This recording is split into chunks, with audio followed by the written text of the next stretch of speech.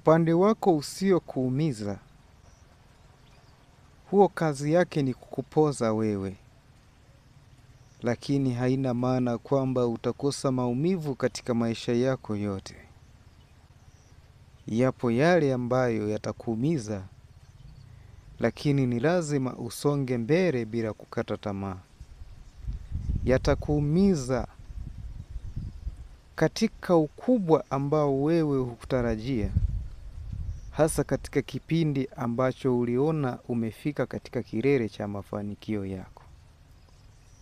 Na hayo maumivu ni sawa na jinsi ya kukutoa katika namna moja ya mafanikio kwenda katika mafanikio makubwa zaidi ya hayo ambayo umeyaona katika muda huo kama kilele cha mafanikio. Usiogope.